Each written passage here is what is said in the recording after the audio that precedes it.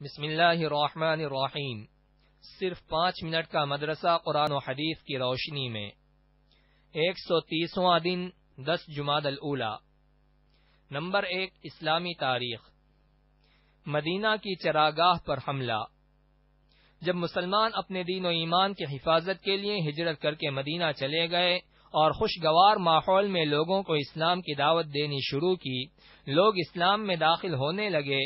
چنانچہ مسلمانوں کی بڑھتی ہوئی تعداد کو دیکھ کر کفار مکہ اپنے لیے خطرہ محسوس کرنے لگے، تو مشرکین مکہ نے مدینہ پر حملہ کرنے کے لیے جنگ کی تیاریاں شروع کر دیں۔ ادھر مسلمان مدینہ میں امن و سکون کے ساتھ رہنا چاہتے تھے، لیکن مشرکین مکہ جنگ کرنے کے لیے اہل مدینہ سے چھیڑخانی کرتے رہتے تھے۔ چنانچہ قریشی سردار کرز بن جابر فہری مدینہ کی چراگاہ پر حملہ کر کے 100 اونٹ لے بھاگا، اور جنگ کی تیاری کے لیے مکہ کے تمام لوگوں نے سرمایہ لگا کر ایک تجارتی قافلہ ملک شام روانہ کیا تاکہ اس کے نفع سے جنگی ساز و سامان خرید کر مسلمانوں سے فیصلہ کن جنگ لڑ سکیں۔ بالآخر حضور صلی اللہ علیہ وسلم نے مشرکین مکہ کے ظلم و ستم کو روکنے کے لیے صحابہ کرام رضی اللہ عنہم کو ان کے مقابلے کی اجازت دے دی۔ نمبر 2، حضور صلی اللہ علیہ وسلم کا معجزہ، کافر کا مرعوب ہو جانا۔ حضرت جابر رضی اللہ عنہ فرماتے ہیں کہ ہم رسول اللہ صلی اللہ علیہ وسلم کے ساتھ ایک غزوے میں جا رہے تھے۔ راستے میں ایک جگہ پڑاؤ ڈالا تو لوگ ادھر ادھر 2-2 3-3 کی جماعت بنا کر درختوں کے نیچے آرام کرنے لگے۔ رسول اللہ صلی اللہ علیہ وسلم بھی ایک درخت کے نیچے آرام فرمانے کے لیے تشریف لے گئے اور اپنی تلوار اس درخت پر لٹکا کر سو گئے۔ رسول اللہ صلی اللہ علیہ وسلم فرماتے ہیں کہ میں سویا ہوا تھا کہ ایک آدمی آیا اور اس نے میری تلوار لے لی۔ اچانک میں بیدار ہوا تو کیا دیکھتا ہوں کہ وہ تلوار لیے میرے سر پر کھڑا ہے۔ وہ مجھ سے کہنے لگا کہ تمہیں کون بچا سکتا ہے؟ رسول اللہ صلی اللہ علیہ وسلم نے اطمینان سے جواب دیا، اللہ۔ اس نے دوسری مرتبہ سوال کیا، رسول اللہ صلی اللہ علیہ وسلم نے اطمینان سے جواب دیا، اللہ۔ تو اس پر یہ اثر ہوا کہ اس نے تلوار نیام میں واپس رکھ دی اور آپ صلی اللہ علیہ وسلم کو کچھ نہ کر سکا۔ نمبر 3، ایک فرض کے بارے میں، داڑھی رکھنا۔ رسول اللہ صلی اللہ علیہ وسلم نے فرمایا، مونچھوں کو کترواؤ اور داڑھی کو بڑھاؤ۔ فائدہ، داڑھی رکھنا شریعت اسلام میں واجب اور اسلامی شعار میں سے ہے، اس لیے تمام مسلمانوں کے لیے اس پر عمل کرنا انتہائی ضروری ہے۔ نمبر 4، ایک سنت کے بارے میں، مغفرت کی دعا۔ اپنے پروردگار سے اس طرح مغفرت طلب کرنی چاہیے، رب انی ظلمت نفسی فاغفر لی۔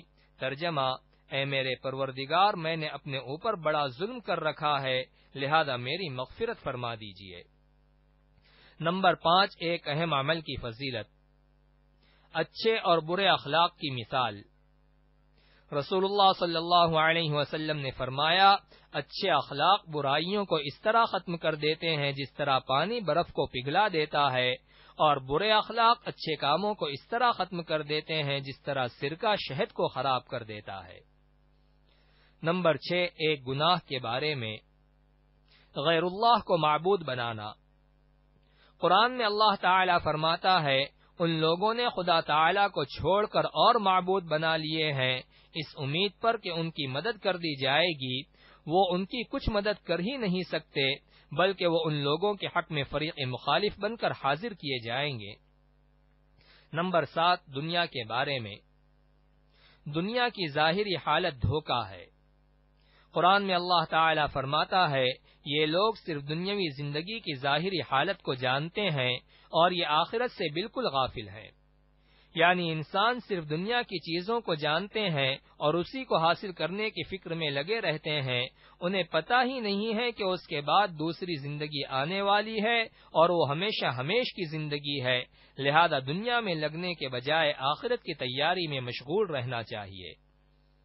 نمبر 8، آخرت کے بارے میں، زیادہ عمل کی تمنا۔ رسول اللہ صلی اللہ علیہ وسلم نے فرمایا، اگر کوئی بندہ پیدائش کے دن سے موت آنے تک اللہ کی اطاعت میں چہرے کے بل پر گرا پڑا رہے تو وہ بھی قیامت کے دن اپنے سارے عمل کو حقیر سمجھے گا اور یہ تمنا کرے گا کہ اس کو دنیا کی طرف واپس کر دیا جائے تاکہ اور زیادہ نیک عمل کر لے۔